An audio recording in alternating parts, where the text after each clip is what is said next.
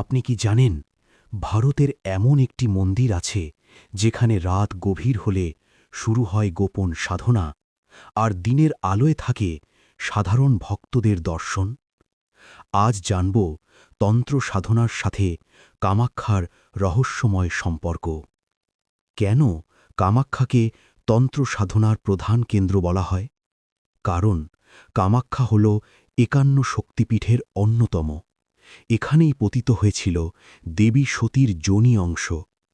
তন্ত্রমতে এই স্থান নারী শক্তির মূল উৎস। তাই শত শত বছর ধরে তান্ত্রিক সাধকেরা এখানে শক্তি আহরণ করতে আসেন। সত্যিই কি এখানে রাতের বেলা গোপন সাধনা হয়? হ্যাঁ, বিশেষ করে অমাবস্যা, অষ্টমী ও অম্বুবাচীর সময় অনেক অঘরী ও তান্ত্রিক গভীর রাতে মন্ত্র, যজ্ঞ ও ধ্যান করেন। এই সাধনার অনেক অংশ সাধারণ মানুষের চোখের আড়ালেই থাকে। কামাখ্যায় কেন দেবীর মূর্তি নেই? কারণ তন্ত্র দর্শনে রূপ নয়, শক্তিই প্রধান। এখানে পূজা হয় একটি প্রাকৃতিক শিলাখণ্ড ও জলধারার মাধ্যমে, যা সৃষ্টি শক্তির প্রতীক। এখানে কেন রক্তবলির প্রথা আছে? তন্ত্রমতে রক্ত হল প্রাণ শক্তির প্রতীক। ছাগল বা মহিষ বলি দিয়ে দেবীর শক্তিকে আহ্বান করা হয়।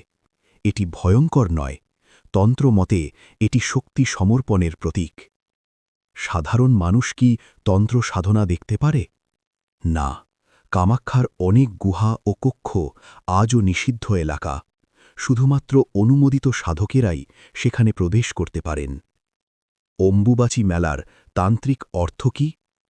এই সময় বিশ্বাস করা হয় মা কামাখ্যা ঋতুমতী হন।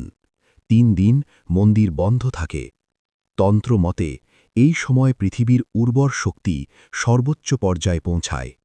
এই সময় করা সাধনা বহু গুণ ফলদায়ক বলে ধরা হয়।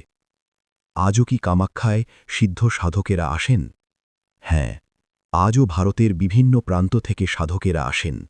কেউ মোক্ষের জন্য, কেউ শক্তি লাভের জন্য, আবার কেউ শুধুই দেবীর কৃপা পেতে। কামাখ্যা শুধু মন্দির নয়, এটি তন্ত্র, শক্তি ও সৃষ্টি রহস্যের এক জীবন্ত কেন্দ্র। আপনি যদি সত্য জানতে চান, ভক্তি আর ভয় দুটোই সঙ্গে রাখতে হবে। কমেন্টে লিখুন, জয় মা কামাখ্যা।